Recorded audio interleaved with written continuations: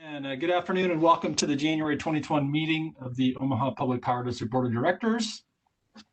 Thank you all for joining us remotely via WebEx. I hope you and your loved ones are staying safe and healthy. With me today virtually are my fellow board members, Amanda Wagner, Mike Kavanaugh, Sarah Howard, Denise Smallhoff, Mary Spurgeon, Eric Williams, and Rick Yoder. We also have President and CEO Tim Burke, our General Counsel Steve Bruckner with the Fraser Stryker Law Firm, and members of our board meeting support staff. OPPD senior management team members and subject matter experts are participating in today's meeting remotely via WebEx, of course. We do have members of the public present. Mo or Brent, can you give me a number here?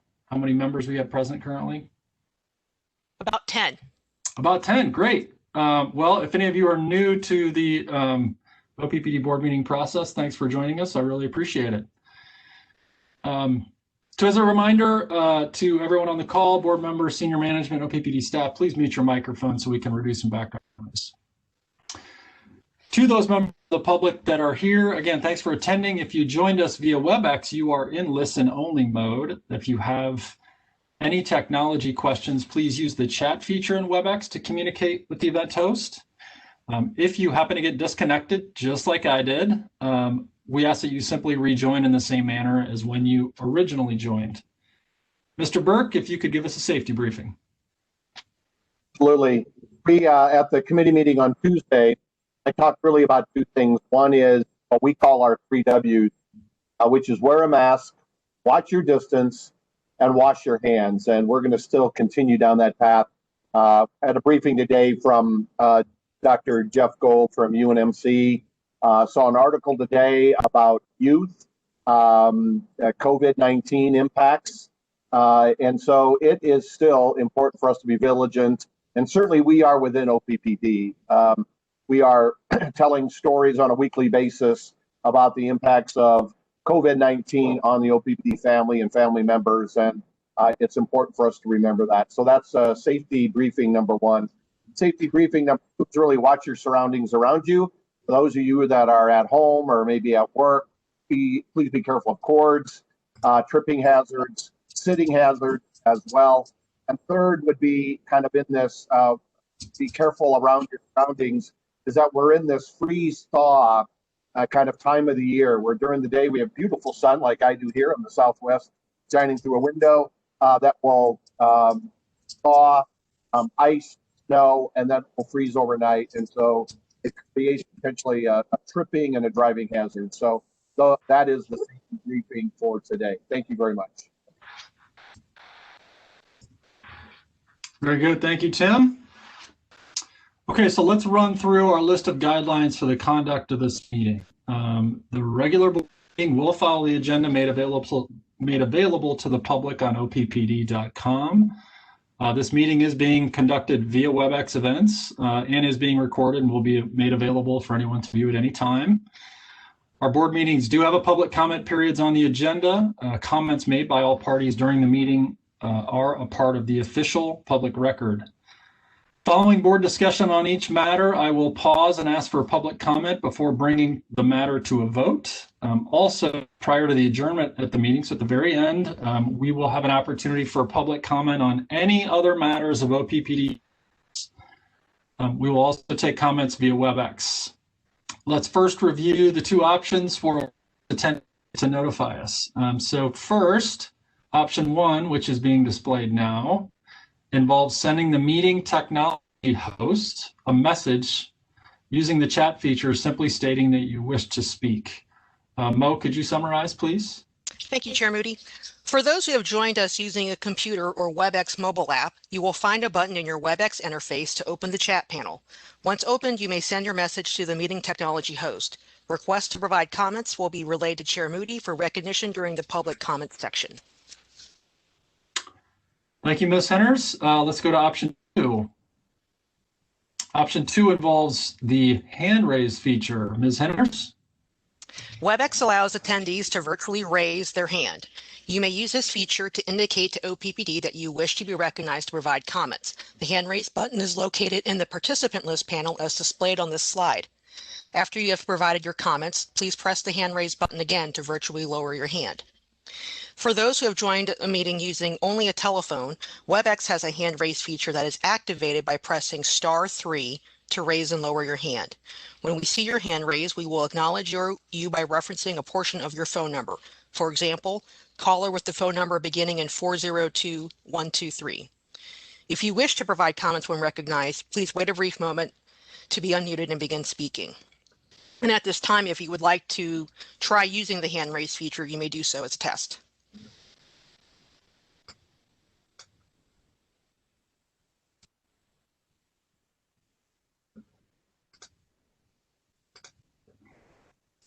It appears to be working. Okay.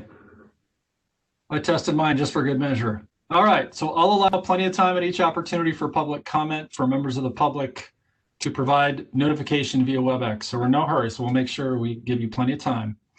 When I do call on a member of the public to speak, our meeting technology host will unmute your microphone. Before commencing your comments, I suggest that you first affirm that we can hear you.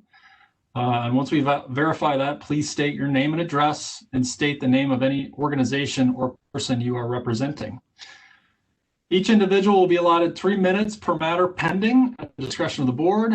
To assist you, we will display a timer to ensure each member of the public receives a consistent amount of time. Ms. Henners will signal you when 30 seconds remain as well as when time is up.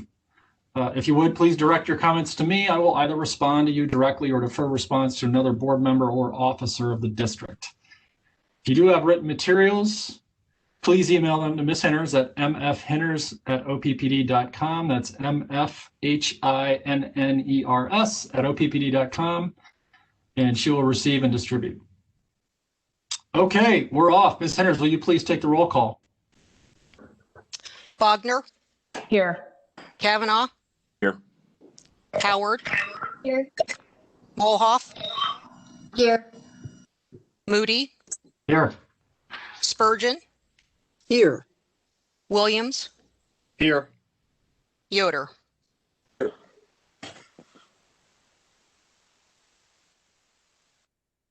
Here.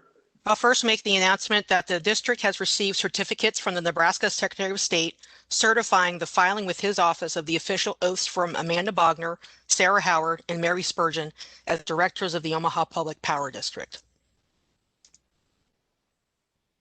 Notice of the time and place of this meeting was publicized by notifying the area news media, by publicizing same in outlets newsletter and on OPPD.com, by displaying such notice on the arcade level of Energy Plaza since January 15, 2021, and by emailing such notice to each of the district's directors on that same date. A copy of the proposed agenda for this meeting has been maintained on a current basis and is readily available for public inspection in the office of the district's corporate secretary. Additionally, a copy of the Open Meetings Act is available for inspection on oppd.com. The consent agenda items for this evening are as follows. Item 7, approval of the November 2020 Comprehensive Financial and Operating Report, December 2020 meeting minutes, and the January 21, 2021 agenda. Item 8, SD6 Safety Monitoring Report, Resolution number 6417. Item 9, Underground Concrete Encased Duct Line Installation, Resolution number 6418. And item 10, Nebraska City Station Unit 1, Low Pressure Rotor Labor Installation, Engineer Certification, Resolution number 6419. If there are no corrections, changes, or additions to the consent agenda items, I need a motion and a second to approve the items. So moved. Second. Okay. Motion from Director Kavanaugh, second from Director Wagner. We discussed these action items at the committee meeting on Tuesday, so there's no board discussion today, which means at this time I would like to ask if any members of the public have any comments on these consent agenda items. So members of the public, if you would like to make a comment specific to these 4 consent agenda items, please send a chat to the meeting host or use the hand raise feature in WebEx. If you're sending a chat to the host, all you need to do is tell them that you'd like to make a comment. You don't necessarily need to leave your comment in your public comments there in the chat. We'd like to hear from you if possible. Okay, telephone users, if there are any of you out there, please press *3 to raise your virtual hand. Okay, pausing to see if any hands go up.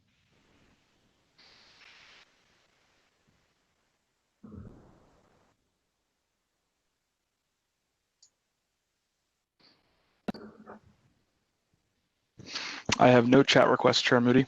Okay, very good. I'm not seeing any hand raises. We'll go ahead and conclude the public comment. Ms. Henners, could you take the roll, please? Wagner, Yes. Kavanaugh, Yes. Howard, Yes. Mulhoff, Yes. Moody, Yes. Spurgeon, Yes. Williams, Yes. Yoder. Yes. Motion carried. Very good. Thank you, everyone. Next up on the agenda is the President's report. Mr. Burke. Well, great. Thank you very much. I'll let Ms. Henners put up the first slide here. This is just a description of our baseload generation for the month of December. I think a couple kind of critical items on this chart here would be both units 1 and 2 in Nebraska City were available all month long for generation opportunity. And I know the board received a report from Kevin McCormick on our SD relative to safety. And just a couple, I'll share a couple things today on that. The Energy Production Nuclear Decommissioning Business Unit had 0 DART cases in 2020. And in the month of December had 51 observations, safety observations. So as we talk about kind of latent metrics is kind of what happens after an injury, but we looked at observations as some of those things that we do as a proactive nature that really kind of drives that performance. So we're seeing some really good performance within that energy production and nuclear decommissioning group as well. And as the board heard across the whole organization as well. Ms. Henners, if you could go to peaking generation. The peaking generation is really similar to last year within a couple tenths of a percent. Not a lot of changes. Again, we don't have significant peak loads during this time of the year, and it hasn't been called on for market conditions at this point in time during the season. So very similar, not a lot of changes. Again, units 1, 2, and 3 at North Omaha that are on natural gas really are not operated during the winter months because of the natural gas capacity at the North Omaha facility because of that. We go to the renewables in December. Renewable energy contributed to about 39% of OPPD's retail energy sales, and the wind capacity factor was about 47.9%. We typically see a relatively constant wind capacity factor in that high 40s, low 50s range. Solar capacity factor for the month of December was 11%, and year to date it was 21%. Yeah, obviously with longer days, less sun, it's all understandable, I think, from an energy perspective. We go to the next slide. I'm going to talk a little bit about some of the honor our community. Over the course of our month of giving in November, the Omaha Public Power District family, which includes not just employees but retirees, essentially generated about $311,000 to support the United Way campaign and our month of giving. And that was in cash donations, pledges, both from employees, retirees, some vacation give backs or giveaways that we provided. And about $17,000 of that went directly to the Energy Assistance Program that we structured this year, just because of the current situation we are with COVID and the need to help support our customer owners. So just, and that's pretty significantly higher than it was last year. So our teams have done some pretty significant work. And if you add the other projects that we did around I believe the June, July timeframe, where we raised almost $60,000 in that timeframe that went to the United Way to help support specifically energy assistance, financial and housing during the COVID-19 related work. So pretty significant commitment by the OPPD family to help support the community through its partners in the community as well. And this year, just because of COVID, we are going to have our 14th annual Run and Walk for Warmth. It'll be a little different. You can actually do this from your basement if you like, and if it's nice enough, you can do it outside. It will be held on March 6th. It will be a virtual event, so you can choose when you participate. The cost of it, if you are participating in the 5K, you can do, that cost is $35. If you want to do the 1 mile walk, it's $25. You can go to heatthestreetsomaha.com to register and sign up. It is a little different this year, but we think it's important for us to really maintain our social distance and to keep people healthy. What's really interesting this year is that not only have we had a past board member who has chaired this with her mother, Director Howard, and her mother chaired this several years ago, but we also have Director Mulhoff and her husband Wayne from OPPD and Tanya Cook from MUD, who are the co-chairs of this year's event. So I would encourage everybody to sign up. It's on your own, whether you walk or whether you run, but we would love to have you participate. Again, these dollars go directly to the energy assistance programs. And it's a great partnership, just an ongoing partnership that we've had with MUD, not just on energy assistance, but as the board knows, we do a lot of activity with MUD and really have some great relationships with them to continue to do our community work. On our next slide, we have been talking about new backup facilities names within the organization. And historically, we've done it based on towns or cities or whatever that may be. We decided to take a little different approach. We decided to engage our employees in what should be the names of our new generating facilities that we are working on and developing. And so in the Sarpy County area, which would abut the landfill in Sarpy County and be very close to Turtle Creek, we will identify that station as the Turtle Creek Station. And then around the 120th and Military Avenue, we'll identify that as the Standing Bear Lake Station, really just an indicator for us. But as we begin to kind of put documents in place for those plants, we actually needed a name. So we engaged our employees to create those names. And so you'll be hearing more about that when we talk about each of those facilities. You'll know exactly where they are. And then the next slide is kind of an interesting slide. I saw this from one of our line technician, one of our young line technicians, and I asked him to just send them to me directly.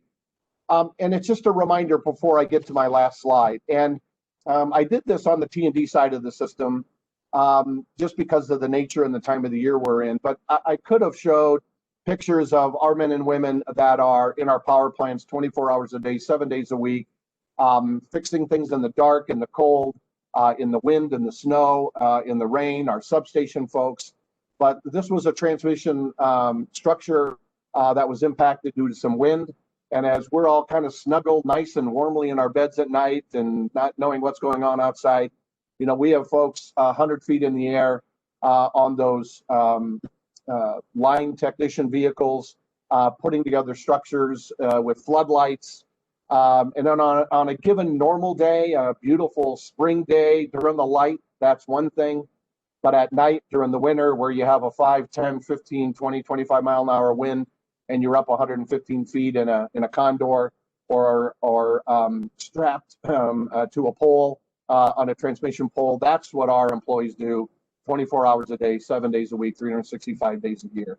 And I use that as a precursor just to talk about our next item. Each month for the new board members, we try to identify an employee at OPPD that has died in the line of service. And this individual, Paul Nieman, was a cable splicer. He died on June 19th, 1989, from injuries sustained during an underground vault accident in downtown Omaha. Actually, it was right outside OPPD's Energy Plaza facility.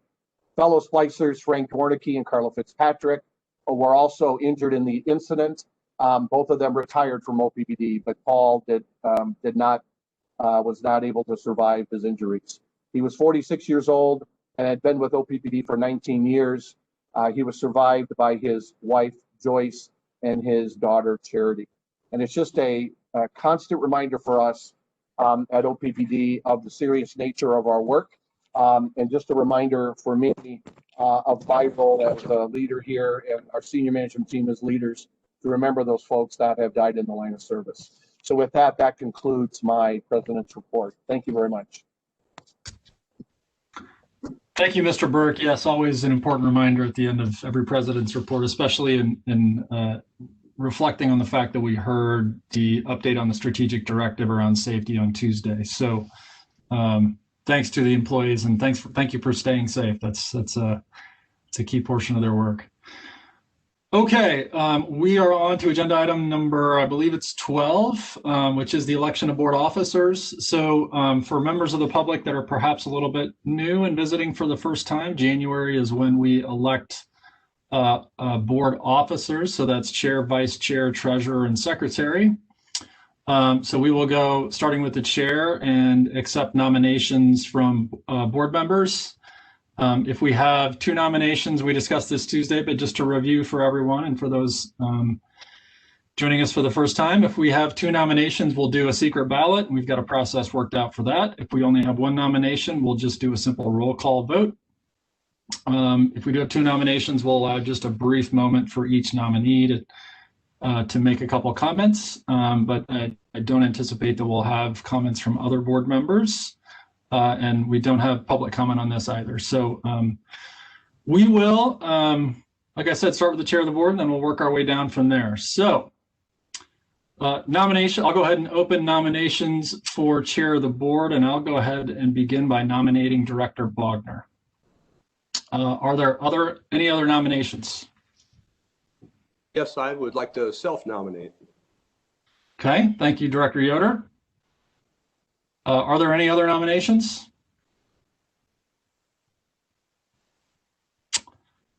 Okay, nominations are closed. So we'll go ahead and just take, again, a couple comments from each of the 2 nominees. Director Yoder, could you go first, please?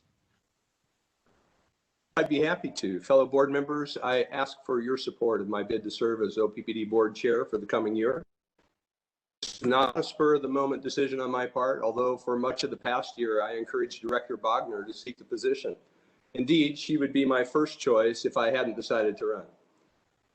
I do have something she doesn't have, the perspective of serving more years on this board. During my 4 years, OPPD has made positive changes that all of us can celebrate.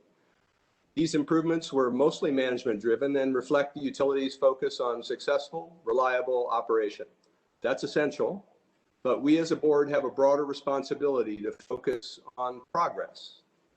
Our larger duty is to the future, to the next generation of our customers. How will the board represent them while coping with dramatic shifts in climate, in technology, and in markets? Improvement starts us in the right direction.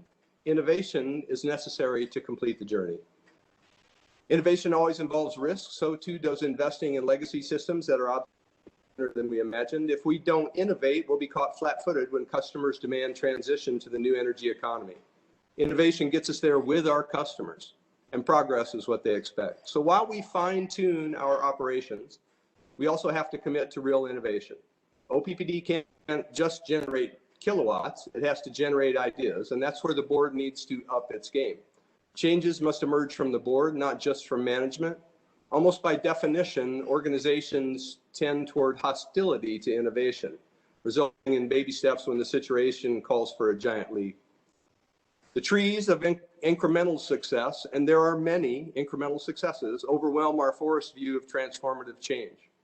The challenge ahead for the board is not that we might set our goals too high and fail, but that we set them too low and succeed. If you elect me as board chair, I with you to set expectations of innovation, reinvention, and progress. Board members and management should be ready to hold frank, open, and sometimes uncomfortable public discussions about transition. Together, we can create a utility for the future, for the customers who elected us and who deserve our voice as consumer advocates. Thank you for your consideration. Again, I ask for your vote. Thank you, Director Yoder. Director Wagner. All right, thank you so much. Thank you for the nomination, Chair Moody. During my 2 years on the board, I have served on the Finance, Systems, and Governance committees and was the treasurer this past year. In that time, I've been a keen observer of the board and SMT dynamics and think my leadership is needed now. I pride myself on getting things done while striking a harmonious chord with whomever I'm working with. I seek consensus-based solutions and take ownership of my actions and decisions. I approach each conversation eager to listen and learn.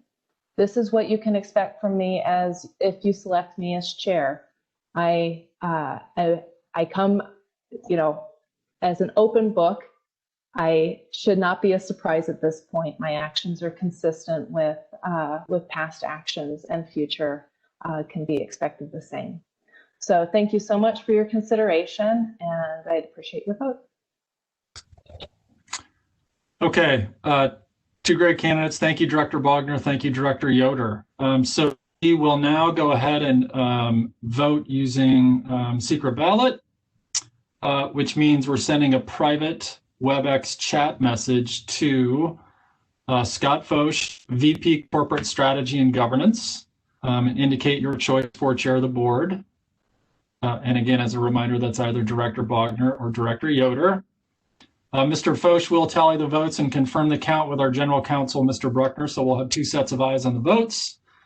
And then he will notify me once we have results, and I will make the announcement as to who was voted chair. So please vote privately, directly to Scott Foch using WebEx chat, please.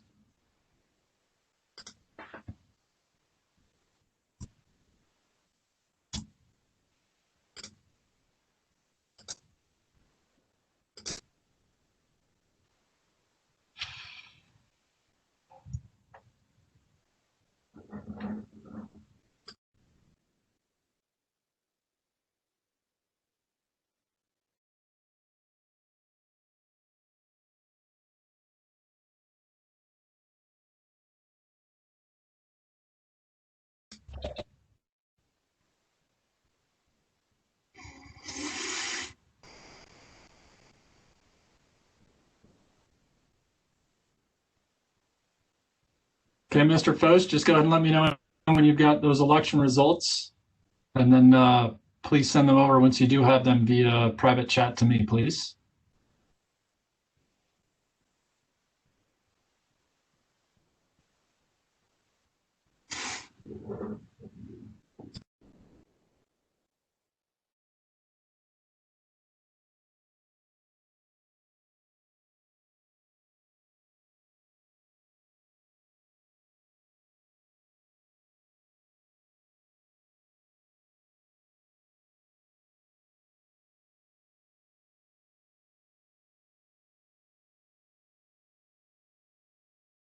Director Moody, you should have received the results.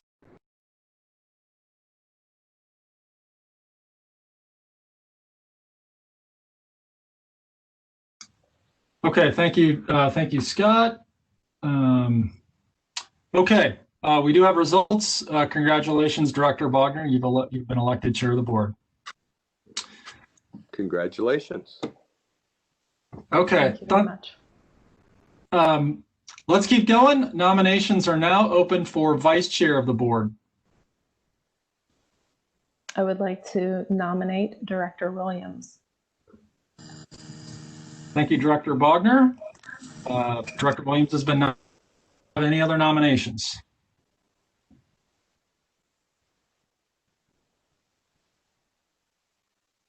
Okay, seeing none, nominations are closed, and because there's only one nomination, I will assume that a roll call vote is acceptable to the board. Eric, if you want to make a statement, now would be the time. Sure. Thanks very much, Director Wagner, for the nomination, and I appreciate the support from my fellow board members for this position. I view this as an opportunity for me to help continuing to advance the policies that we've begun working on to make OPPD the leader in the clean energy transition that we are working on in our community. This is both a response to climate change, but also an opportunity for us to invest in our communities and strengthen the lives of people across our district by developing clean energy and local power. So thanks very much. Thank you, Director Williams. You call the roll to elect the vice chair of the board, please. Wagner, Yes. Kavanaugh, Yes. Howard, Yes. Molhoff, Yes. Moody, Yes. Spurgeon, Yes. Williams, Yes. Yoder. Yes. Okay. Director Williams has been elected vice chair of the board. Congratulations, Director Williams. Thanks very much. And we are on to treasurer. Nominations are now open for treasurer of the board. I would like to nominate Director Janice Mulhoff to be the treasurer.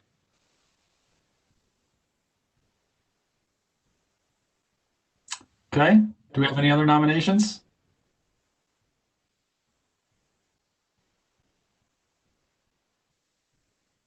We were going to nominate Rick Yoder as treasurer. I would like to nominate Rick Yoder as treasurer. Director Williams, would you like to rescind your nomination, or are you good? No, I apologize. There was some communication error somewhere, I believe. So yes, I would. Maybe Janice could decline. How about that?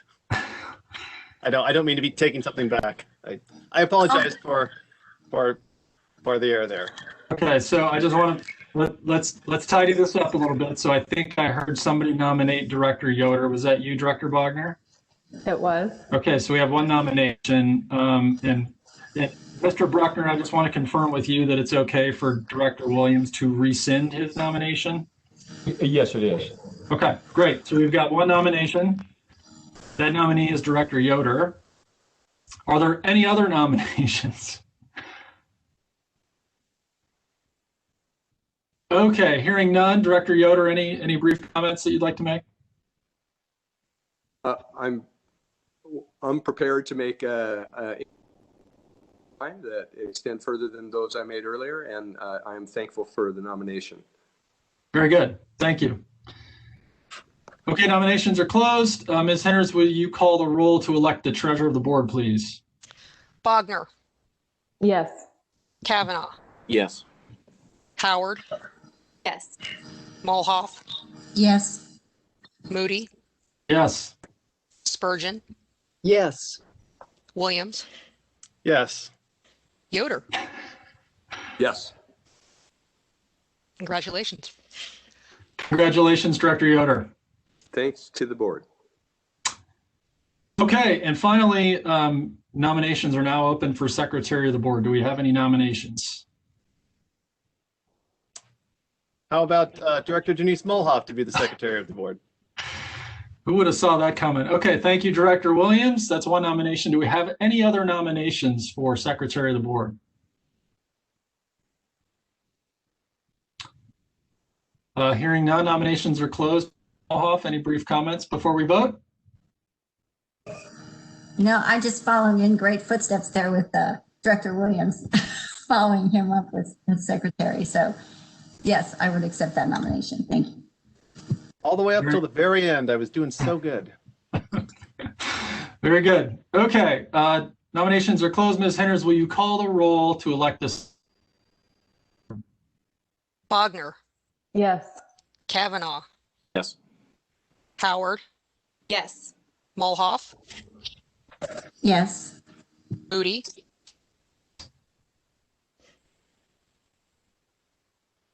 Chair Moody. Yes. Hey, I didn't hear you. Spurgeon, Yes. Williams, Yes. Yoder. Yes.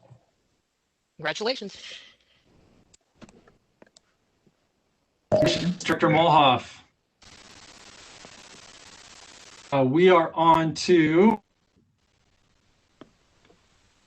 comment on other items of the district business. So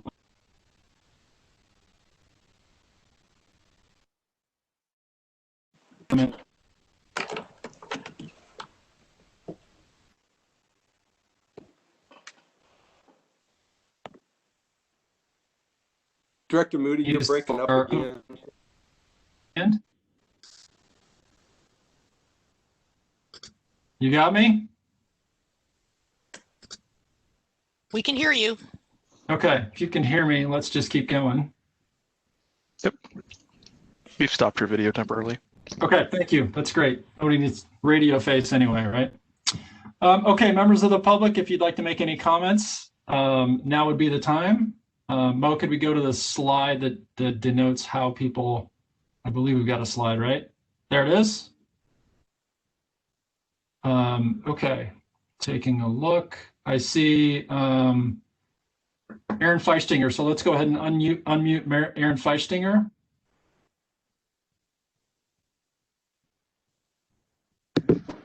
All right, can you hear me? Yes, go right ahead.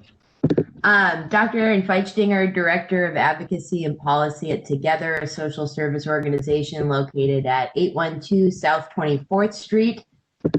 Just want to, this is not in my official comments, but just want to thank you all for the clear directions on how to participate. I've been in front of a lot of elected bodies this last year trying to navigate the virtual space, and you're doing a great job, so I appreciate that. I'm here today really to urge you to use the $1 million given to OPPD by the Douglas County Board to help those who have not and will not qualify for the COVID-related assistance that has been and will be allocated by the federal government. Over the course of 2020, we participated in efforts to secure funding to assist people struggling to pay their bills, cover the cost of their housing, which always includes utilities. With $10 million in rental assistance and another $4 million to utility assistance from the county, I was, for the briefest of moments, confident that we could keep people in their homes with their lights on for the duration of this crisis. What we saw in 2020 was a growing need for assistance that far surpassed anything we could have imagined or planned for. We helped 1,406 people with housing and utility assistance compared to only around 500 in 2019, and we're just one agency in a vast community of them. The CARES assistance really helped us in this effort, but superfluous and onerous requirements kept people from getting the assistance they needed because they couldn't check all the boxes. Those requirements were imposed both by the CARES Act and by the unnecessary intervention of third-party entities. And I get it, it was all confusing and chaotic, and the flood of need never stopped and still has not. And now we have, I think, a minute to breathe and regroup and think critically about this gift of $1 million in utility assistance and how we can use it to help our neighbors. Many in our community were helped by CARES money, but far too many were denied. We can help those who were denied, who will be denied because of COVID-related requirements, such as providing excessive documentation and proving financial hardship as a result of COVID, because at this point, nearly 1 year in, I think that that financial hardship is a given for too many. This $1 million from the county's general fund to OPPD for the purposes of providing utility assistance should be free and clear of CARES Act requirements, as 30 seconds has made clear several times in their public meetings. I appreciate that the logistics might be difficult, but I can assure you it's not as difficult as trying to balance your checkbook or keep the lights on. So those who were denied assistance, they keep me up at night. I'm sure they keep you up at night too. And we appreciate OPPD being partners in this effort and putting into practice the idea that we're all in this together. And I'm happy to answer any questions. Thanks for your time and consideration of this important issue. Thank you, Ms. Feistinger. First, thanks for your work in the community. You're doing a wonderful job, and we greatly appreciate the partnership and the work that you're doing. Mr. Burke, I guess I'll turn it over to you just to make a couple comments. Sure. Yeah. Thank you, and thank you, Ms. Feistinger. Together Inc. is kind of our neighbor over here, and I know your executive director fairly well. I think we have one of our directors that's on the board as well. And I believe, Britton Gable does a lot of work, and you probably know him as well. We are going to try to put, no unnecessary limitations on this work. It will behoove OPPD, it'll behoove our customer owners that need that support. And so we can commit that to you to make sure that we will not put any unnecessary limitations on that. Based on the final result of those dollars from the county. So, and I know Britton works very closely with a variety of the organizations, and we'll make sure that he has that message. But he's the one that has been deeply involved in a lot of these things with the county and with the CARES Act, with Seth Boyles from our governmental affairs area, and we hear you very well, and we agree with you strongly. So. we'll make sure that we do that appropriately. Thank you. Thanks for those comments, Tim. And just and I apologize if this was said and I missed it. As a reminder for the members of the public, the way that these dollars get deployed to our customers is through Dollar Energy Funds. So the contract is technically with the Douglas County and the Dollar Energy Fund, but naturally they're a close partner of ours. We heavily influence what that contract looks like and the stipulations that are put in place. Yeah, and OPPD will be the lead in this because Dollar Energy is our partner in this. And so we will take the lead to make sure that there are no unnecessary limitations attached to that. So thank you very much. Yeah, Director Yoder, hop in. Yes, we'll take the lead, and I think that's terrific. But I also want to give credit to Douglas County for taking some leadership on this too. So thanks to the commissioners over there. Very good. Okay, thanks for the great comments, Ms. Feistinger. Say hello to Lola. That's her daughter that you heard in the background there. And thanks for being here. Okay, we're on to the next public comment. So I see John Pollock with his virtual hand raised. Let's go ahead. John, you're unmuted. Go ahead, sir. Okay. First of all, thank you. Congratulations to the new board officers. The weather situation, we've had a pretty mild winter so far, and it looks like that's going to more or less continue. We are going to be in what I'd call an unsettled period. It's not, we're not in a strong storm track, but we are going to be getting more systems coming in from the southwest and coming over our area. The next one will be hitting over the weekend into early next week. There may be a few weak ones after that. There is a pretty good chance of light snow mixed with freezing rain. Freezing rain is never a good thing for electrical wires, but I don't think it's going to be a very moist situation, so we'll probably be able to get out of this one without a lot of problems. Further out, we're not really seeing any indication of a major Arctic outbreak, so unusually for this late in the season, it hasn't even been below zero yet, and this may be one of the unusual winters where we never do get below zero.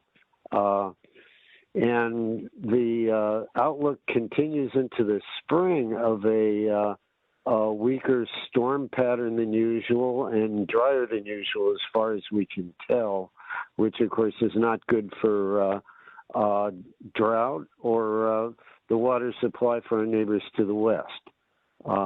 That's pretty much it for this one. Thank you all again for putting together an effective virtual meeting. Thank you, Mr. Pollock. If you're still there, we missed your address. I'm guessing we have it on file somewhere, but. Oh, sorry about that. Yes, right. 1412 North 35th Street, Omaha. Very good. Thank you, John. Okay, up next, Dr. Corbin, Dr. David Corbin, if we could unmute him. He's unmuted. Go ahead, Dr. Corbin. Thank you. First, thanks to the officers that served in the previous year and previous years, and congratulations to the newly elected officers. I would just like to, 1002 North 49th Street, Omaha. Thank you. And Nebraska Sierra Club chair of the Legislative and Energy Committees. I noticed today that the United States Chamber of Commerce made an even stronger statement about climate change. And I know that OPPD has strong ties to the local chamber. And I'm hoping that the local chamber will take as seriously climate change as the United States Chamber does. Lastly, I just would like to say that I'm looking forward to when you might be announcing the solar contracts, and looking forward also to hearing more about not just the solar, but in the current community solar, what the status of the pollinators will be for the upcoming season for the pollinator garden. Thank you. Thank you. Yeah, Mr. Burke, go ahead. Yeah, certainly. We'll add that to one of our president report items coming up in the next couple months, specifically on the pollinators. And there was a briefing a little bit on where we were on some of the solar contracts on the Tuesday afternoon sessions. I would encourage Dr. Corbin to view that, or Dr. Corbin, give me a call and I'll give you an update that we shared in the public session on Tuesday.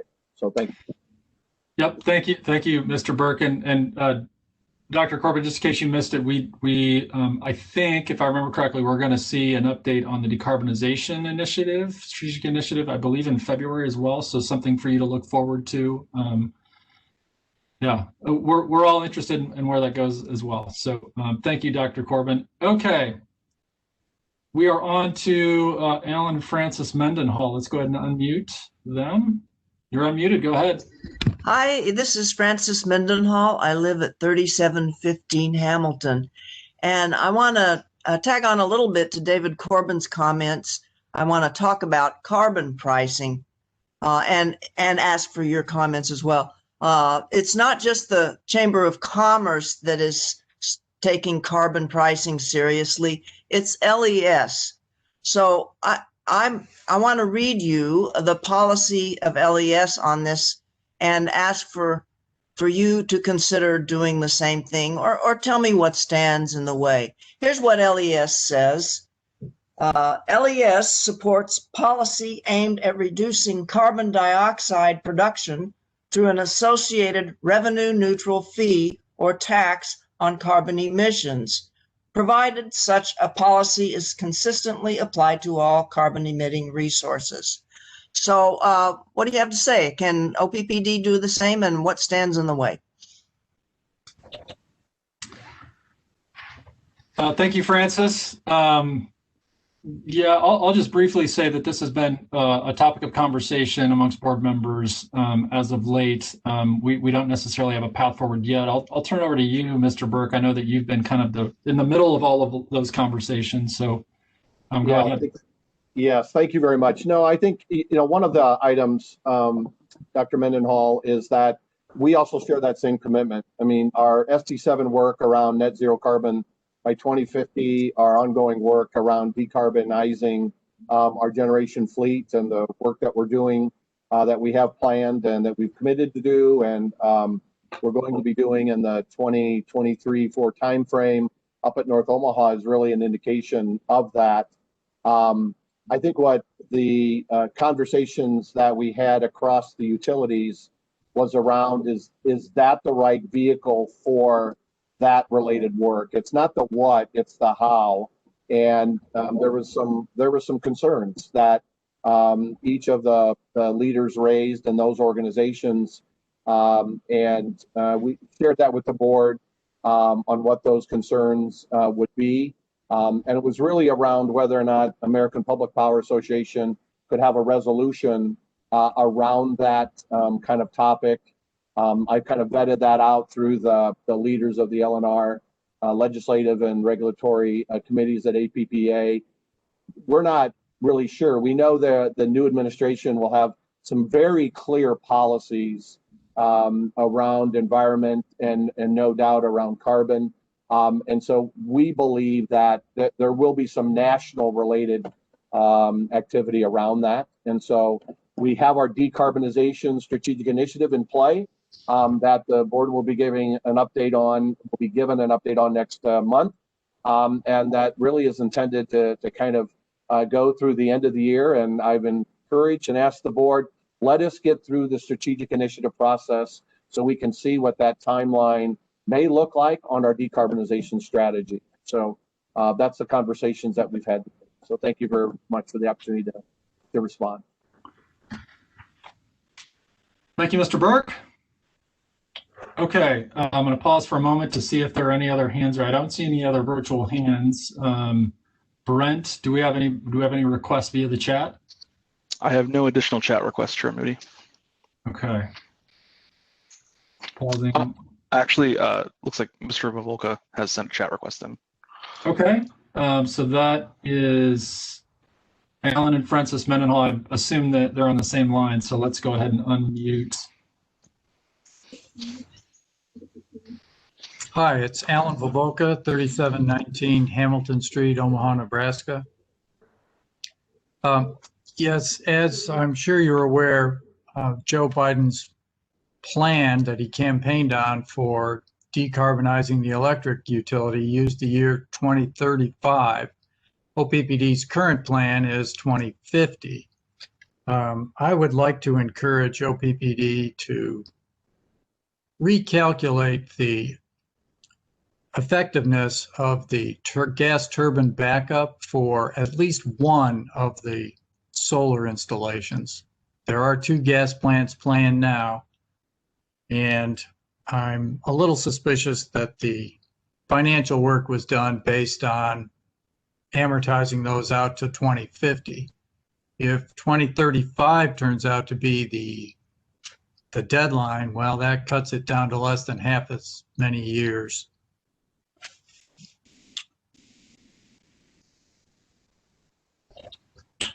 Okay, thank you for those comments, Mr. Vovolka. Do we have any other comments from the public? I don't see any hands raised. Brent, do we have any chat requests? At this time, I have no additional chat requests. Okay, pausing for 1 second just to make sure.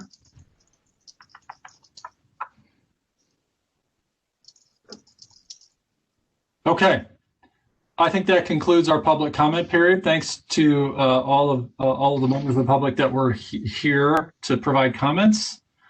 We greatly appreciate them and do take them very seriously. So thank you very much for making those comments.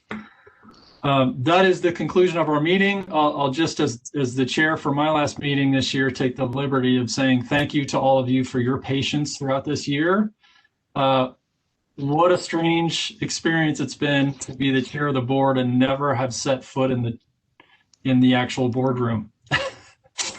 I was out sick in January and February, so yeah, it's been quite the run. So congratulations to all of you that were elected to the leadership roles. I'm really excited about where this board is headed and couldn't be more enthused about the addition of our 2 board members. I'm just like tickled with the board that we have. So thank you. Have a wonderful evening, and we will see you again soon. We are adjourned.